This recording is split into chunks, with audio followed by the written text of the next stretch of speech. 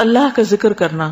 نبی صلی اللہ علیہ وسلم نے فرمایا جو آدمی اپنے بستر پر آئے لیکن اللہ کا ذکر نہ کرے وہ بھی اس کے لیے باعث حسرت ہوگا، یعنی بستر اس کے خلاف گواہی دے گا. عبداللہ بن مسعود کہتے ہیں کہ اللہ کا ذکر کرتے وقت نیند کا آنا شیطان کی طرف سے ہے، یعنی اللہ کے ذکر کے دوران سونا شیطان کی طرف سے. اگر چاہو تجربہ کر کے دیکھ لو، اور جب تم میں سے کوئی سونے کا ارادہ کرے تو اللہ تعالیٰ کا ذکر کرے. تسبیحات فاطمہ پڑھنا یہ ہر تھکاوٹ کا علاج بھی ہے. سیدنا علی سے روایت ہے کہ فاطمہ رضی اللہ تعالیٰ عنہا کے ہاتھوں میں چکی پیسنے کی وجہ سے تکلیف ہو گئی، گٹھے پڑ گئے، تو وہ اس کی شکایت لے کر نبی صلی اللہ علیہ وسلم کی خدمت میں حاضر ہوئی، کیونکہ انہیں پتا چلا تھا کہ آپ کے پاس کچھ غلام آئے ہیں، لیکن ان کی ملاقات نبی صلی اللہ علیہ وسلم سے نہ ہو سکی. اس لیے حضرت فاطمہ نے حضرت عائشہ سے اس بات کا ذکر کیا. جب آپ گھر تشریف لائے تو حضرت عائشہ نے اس کا تذکرہ کیا. حضرت علی بیان کرتے ہیں پھر آپ ہمارے ہاں تشریف لائے، ہم اس وقت اپنے بستروں پر لیٹ چکے تھے، ہم نے اٹھنا چاہا تو آپ نے فرمایا تم دونوں لیٹے رہو. پھر آپ میرے اور فاطمہ کے درمیان بیٹھ گئے. میں نے آپ صلی اللہ علیہ وسلم کے قدموں کی ٹھنڈک اپنے پیٹ پر محسوس کی. پھر آپ نے فرمایا تم دونوں نے جو چیز مجھ سے مانگی ہے کیا میں اس سے بہتر چیز نہ دوں، کیا اس سے بہتر بات نہ بتاؤں؟ جب تم اپنے بستر پر لیٹ جاؤ تو 33 بار سبحان اللہ، 33 بار الحمدللہ اور 34 بار اللہ اکبر کہو، یہ تمہارے لیے خادم سے زیادہ بہتر ہے. اس میں کیا سیکھنے کی بات ہے کہ جب بچے کو مطالبہ لے کر آئے تو کیا کرنا چاہیے؟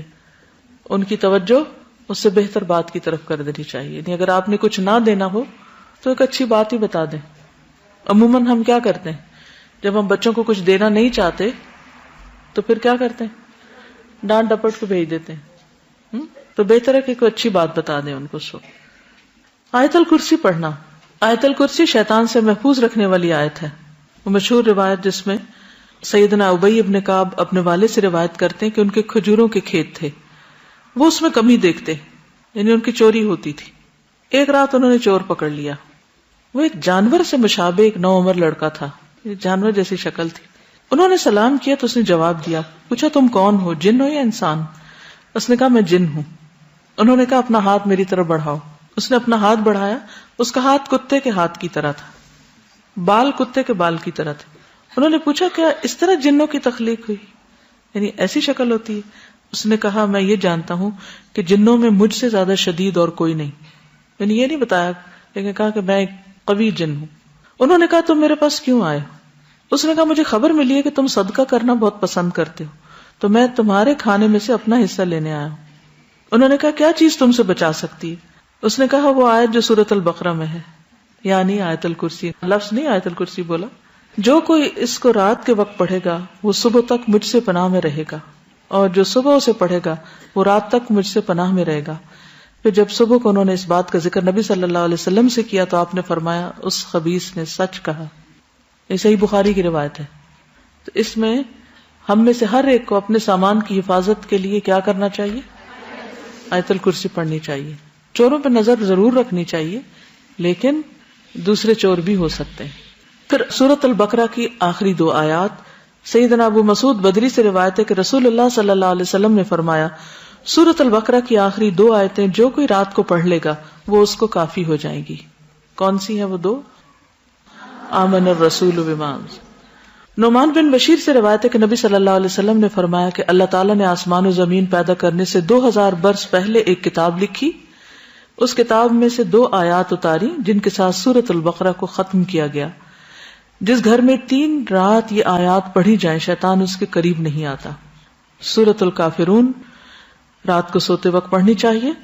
فروہ بن نوفل اپنے والد سے روایت کرتے ہیں کہ نبی صلی اللہ علیہ وسلم نے نوفل سے فرمایا قل یا ایھا الکافرون پڑھو اور اسی پر بات چیت ختم کر کے سو جاؤ، یعنی اس کے بعد اور باتیں نہیں کرو. بے شک اس میں شرک سے برات کا اظہار ہے. یعنی اس حال میں پھر اگر انسان دنیا سے رخصت ہو جائے تو گویا وہ شرک سے بری ہو کر رخصت ہوا. سورۃ الاخلاص اور معوذتین بھی پڑھیں. ابو الدرداء سے روایت ہے کہ رسول اللہ صلی اللہ علیہ وسلم نے فرمایا کیا تم اس سے عاجز ہو کہ ہر رات 1/3 قرآن پڑھ لو؟ صحابہ نے عرض کیا 1/3 قرآن کس طرح پڑھیں؟ آپ نے فرمایا قل هو اللہ احد 1/3 قرآن کے برابر ہے.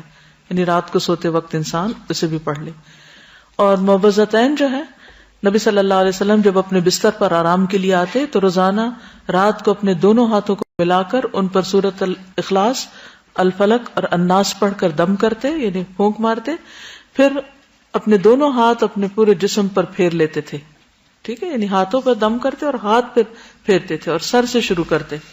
پہلے اپنے سر پر اور چہرے پر پھیرتے، اس کے بعد اپنے جسم پر جہاں تک آپ کا ہاتھ پہنچتا پھیر لیتے، اور یہ فعل آپ 3 مرتبہ کرتے تھے.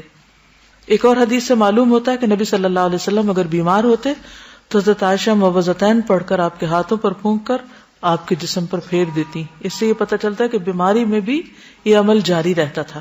اب جیسے چھوٹے بچے ہوتے ہیں وہ خود نہیں پڑھ سکتے تو آپ خود اپنے اوپر بھی پھیر لیں اور ان کے اوپر بھی ہاتھ پھیر دیں. اب یہ کہ ہاتھوں پر دم کر کے وہ پھونک جب ماری جاتی تو لازماً اس میں کچھ اثرات آتے ہوں گے، اسی لیے پھر وہ جسم پر پھیرنے کے لیے کہا گیا. سورۃ الملک، رات کو سونے سے قبل سورۃ الملک پڑھیں. ابو ہریرہ رضی اللہ عنہ سے روایت ہے کہ رسول اللہ صلی اللہ علیہ وسلم نے فرمایا قرآن میں ایک سورت 30 آیتوں کی ہے، اس نے ایک شخص کی شفاعت کی یہاں تک کہ وہ بخش دیا گیا، اور وہ ہے تبارک الذی بیدہ الملک. ایک اور روایت کے مطابق یہ عذاب قبر سے رکاوٹ ہے. ابو ہریرہ کہتے ہیں بے شک اللہ کی کتاب میں ایک سورت ہے جو 30 آیات پر مشتمل ہے، وہ ایک شخص کی شفاعت کروائے گی، پھر اسے آگ سے نکلوا لے گی اور جنت میں داخل کروا دے گی، یعنی سورۃ الملک.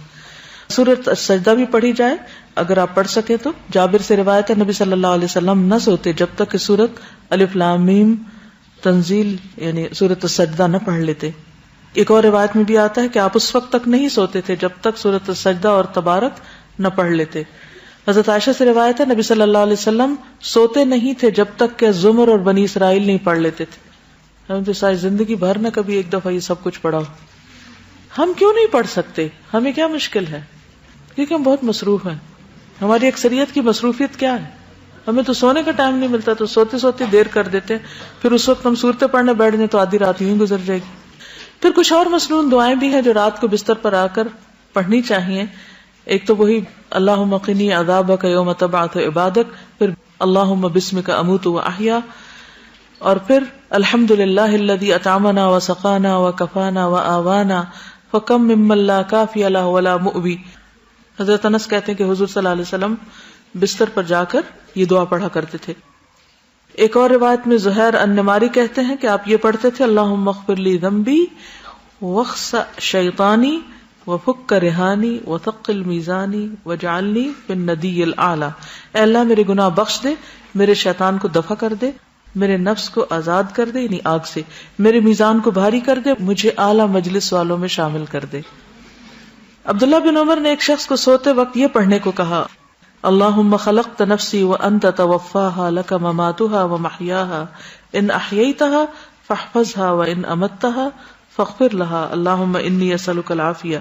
پھر ایک اور روایت ابو ہریرہ کہتے ہیں کہ نبی صلی اللہ علیہ وسلم نے فرمایا جو شخص اپنے بستر پہ جانے لگے تو اسے چاہیے کہ وہ اپنے کپڑے کے کنارے سے اسے 3 بار جھاڑ لے، پھر یہ دعا پڑھے بسمک ربی وضعت جنبی وبک ارفعہ ان امسکت نفسی فاغفر لها وان ارسلتها فاحفظها بما تحفظ به عبادك الصالحین.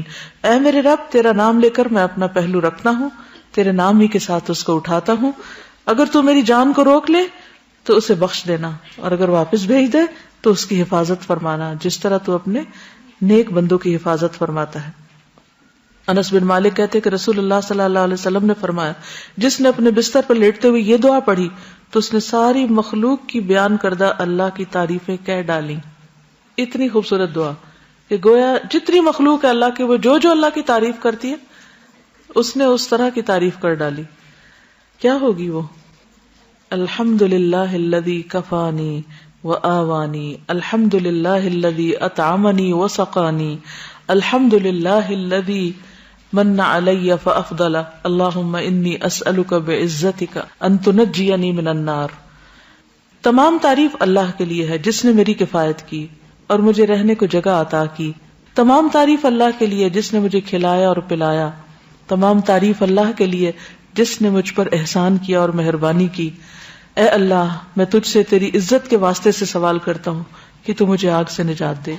ابن عمر سے روایت ہے رسول اللہ صلی اللہ علیہ وسلم جب بستر پر تشریف لاتے تو فرماتے الحمدللہ الذی کفانی وآوانی واطعمنی وسقانی والذی من علی فافضل والذی اعطانی فاجزل الحمدللہ علی کل حال اللہم رب کل شیء وملیکہ وإلہ کل شیء اعوذ بک من النار. تمام